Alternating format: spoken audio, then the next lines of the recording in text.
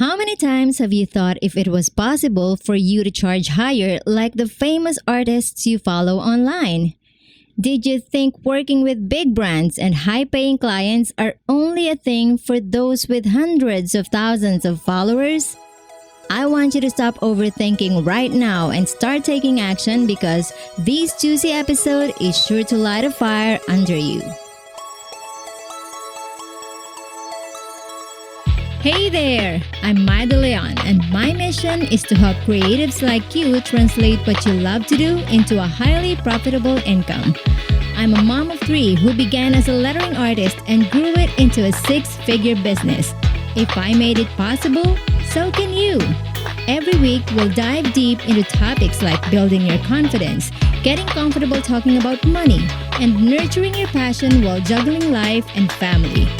So if you're an ambitious creative who wants to craft the life you love, get cozy, feel at home, and listen to the Confident Creator Show.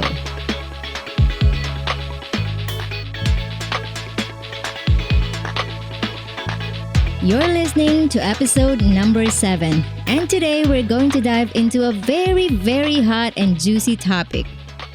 It's a question that I get asked a lot, and a question every creator has asked themselves or Googled at least once, and that is, how do I charge higher rates? Pricing your work has always been the main frustration of every creative business owner out there. It's a topic that definitely is going to take you out of your comfort zone. If you're just starting your business, you probably ended up in a rabbit hole of going to every one of your favorite artists or creators and start scoping out their pricing. You click on every Pinterest post that talks about it. You might have even created a spreadsheet with all the details. And if you've been in the business for a while, when a potential client asks you about price, you're almost very apologetic about your rates. Your heart is beating really fast as you nervously hit reply on that email. And you cross your fingers that you're not pricing yourself too high or even worse, too low. So with those insecurities and doubts, we barely give thought about charging higher and doing it confidently. And if you're wondering, yes, it is possible because that's exactly what I did. When I started my lettering business back in 2014, I knew I had to make it worth my while. Why? Because I have a child with special needs and that left me with very little time for client work. Now, your circumstances might be different from mine, but the fundamental thing is that however you decide to price your work or set your rates, it has to be worth the time and effort you put into it. This is important, whether you're doing this full-time or it's still currently a side hustle. That's the very first step that will help you be more confident in how you charge higher for your work or your services. Let me tell you. I have received a lot of requests to do hand lettering illustrations. I either gave them a quote or they gave me a budget. Because I knew the worth of my time, I could confidently give a high quote and politely decline lowball offers without any doubts and questions that I was pricing myself too high. I said no to those $100 projects immediately and without a second thought. And I have a compelling reason why. I know many of you are thinking, but Mye, that's potential money. Yes, indeed, they were. But hear me out. At the time, I'm a stay-at-home mom taking care of my family without any help. We're in a foreign country, and I also have a child with special needs who requires a lot of attention. I have to take him to his doctor's appointments, and I can never leave him by himself. The only time I could work on client projects was this window of 2 to 4 hours, sometimes less, when he takes his nap. At that point, I didn't want it to be just a hobby. I wanted to make sure I was making money for my family as well. I set a goal that I needed to make at least $2,500 a month. And taking $100 projects would mean I need to take on more work, right? So you tell me, if you were in my shoes, would you rather take on 25 projects worth $100 or Two projects worth 1,250 each. If you chose the second option, that is exactly what I did. I said no to all logo inquiries that said their only budget was $100. In fact, I only did one logo project that year, and I got paid $3,500 for that. Instead of working harder on $100 projects that I know are going to make me burn out faster than a matchstick, I was able to pace myself and put in all my effort into creating work that was worth my time. So, how do you determine the value of your time, you might ask? If you have a pen and paper beside you, I want you to write this down. The first thing is to evaluate the time you have in a day to work on paid projects. If you run your business solo or full-time, you know there are many things you need to handle. And if you only have a limited time in a day, be honest and kind to yourself. Don't lose sleep because you decided you want to spend 6 hours a day working on your creative projects on top of your 9-to-5 job. If you really only have 2 hours a day to work on it, then that's the time you can afford. Don't sacrifice your family time, sleep, and your health. The second thing you need to do is actually evaluate your finances, and you do that by determining your living expenses. Write down all the things you need to pay for: rent, groceries, bills, insurance, school tuition, etc.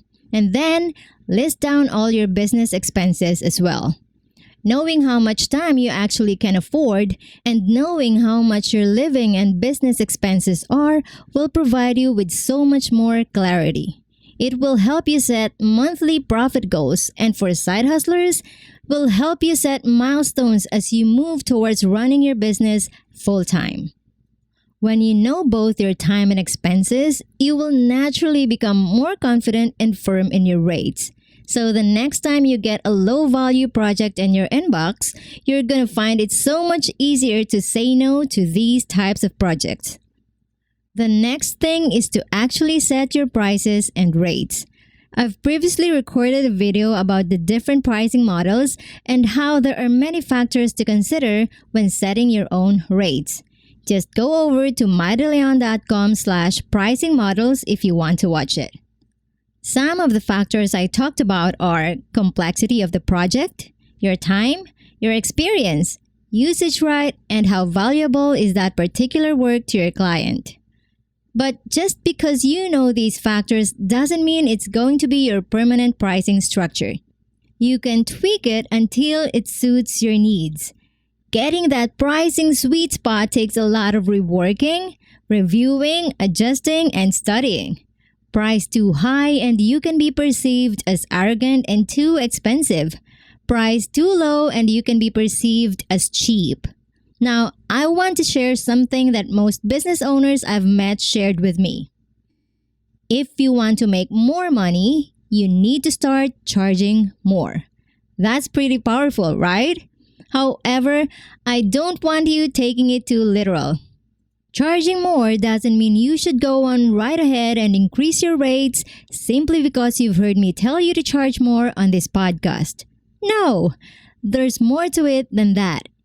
There is something about pricing that you need to understand first. Charging high doesn't mean you should overprice. There's a huge difference, and let me tell you why. When you overprice your work, what you're doing is simply adjusting your rates without any valid reasons except you only want to make more money.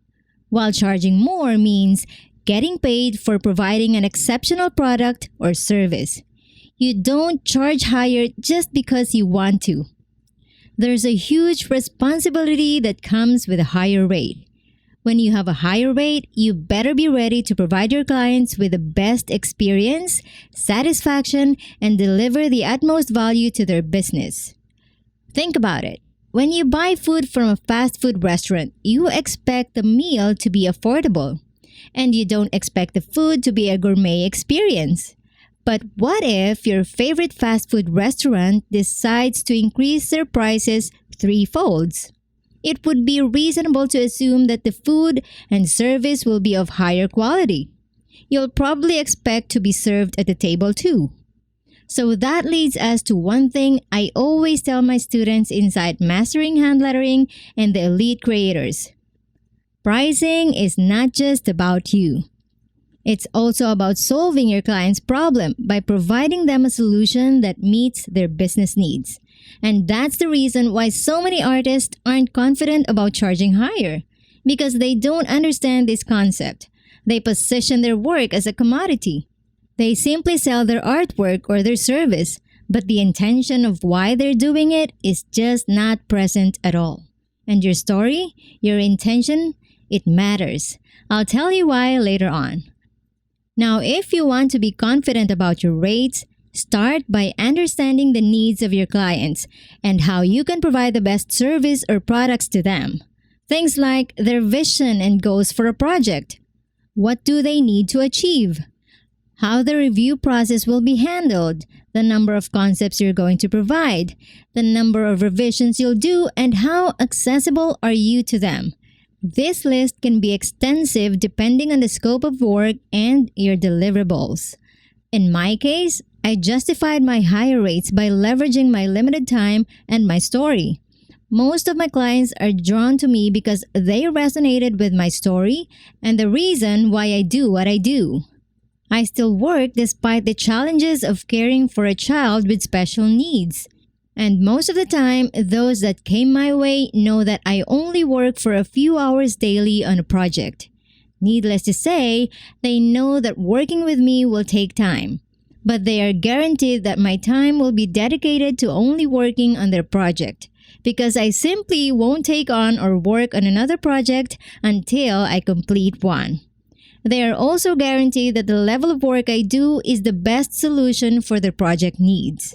My clients appreciated the value and time I was putting into the work I was doing for them. There were jobs that I closed for $2,500, some $4,000, $7,000, and some of course were even in the 5-figure range. And these are not made-up numbers, by the way. I'm not one to inflate these figures.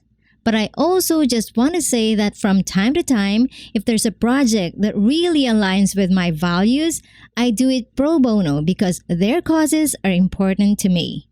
For example, I work with Miss Possibilities in the Philippines. It's a non-profit pageant and fashion walk for children with special needs, and their cause is very personal to me. I think when I do these types of pro bono work, it only adds more value to the work that I do. But a word of caution, doing pro bono is something you should think of carefully. Do it only when it truly matters to you and not because you're expecting to get some exposure. Now you might be thinking, Mye, that's easy for you to say because you've made it and you're able to charge higher. I'm new to this and I don't think anyone will be willing to pay me those high rates and figures. Well, let me tell you about my first few client projects. The very first one, I was paid a quarterly royalty, which is a pretty awesome deal for my first client work. I thought it was just a one-time thing, but for my second client, I negotiated confidently for $2,500, and it was a project I worked on for 2 months. So it is possible for you to charge these types of rates. But how was I able to justify that? I did it by obsessively working on bettering my skills and showing up on Instagram every single day. I'm personally inviting you right now to scroll down my Instagram feed at Mye De Leon and look at my works in 2014. You'll see how I started off in lettering. My work wasn't pretty at all. I got my letter strokes incorrectly and there was so much inconsistency, but I worked every single day while my son was taking his nap. I prioritized honing my skills over joining my son during his nap time. It was tempting to resist cuddling up next to him and just take that lazy afternoon nap, but I didn't give in to the temptation. I wanted to get better and better and better, so I intentionally used that time to work on improving and getting better at hand lettering. I was also sharing these work consistently on Instagram and people started to notice. I also openly shared my challenges online, and when I did that, it informed my clients and my followers of my values and how I do my business, allowing me to justify my higher rates and for them to accept my rates without a lot of back and forth. This is what I meant when I said earlier that creators are not sharing their intention of why they're doing what they do. My point is, if you want to be able to charge better confidently, you also need to get better. You can't simply charge higher because you want to fatten up your wallet. That's deceiving your clients, and that'll result in them feeling dissatisfied. And when they aren't happy with the work you did for them, that will reflect badly on you. And no one wants that, right? So you'd want to give your clients the best value for their money and more. The keyword here is more. By going the extra mile, they'll remember you, and your chances of being rehired for future work is so much more higher. And by the way, it's so much easier to retain existing clients than try and attract new ones. So, I hope that I've inspired you to start charging higher confidently today. But before you dive into implementing this, I want to give you a heads up. This is not going to be an easy undertaking. You need to understand that once you set yourself to start charging more, there will also be a lot of rejections. Not every client will want to work with you, and that's okay, because that would mean you'll stop attracting clients and projects that don't align with your goals. You'll continue to say no to lowball offers. You'll continue to work on improving your craft and sharing it with the world until you start attracting the type of clients you actually want to work with, the high-paying ones. And yes, it is possible, but only if that's what you truly wanted for your business.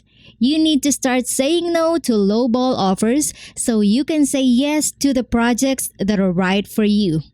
Protect your yeses at all cost. Don't let money become the primary motivation why you're doing what you're doing.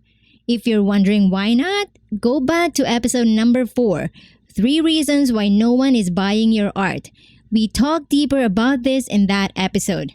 And remember, you need to understand the value of your time to be more confident, that pricing is not fixed, and you need to experiment to find that sweet spot, and also that you are not overpricing but providing more value in solving your clients' problems. As always, you can find the show notes and more over at myedeleon.com/CCS7, where I share resources related to today's episode. If you liked this topic, don't forget to subscribe to the podcast, or you can also email me if you have any questions you want me to answer on the show. I'd also love it if you can leave a review on iTunes, because your reviews help the podcast get found by other creatives who are in need of inspiration just like you and me. I love reading all of them, and it's keeping my team and I excited and inspired to continue giving you more. So, keep creating and stay confident. Until next time, this is Mye.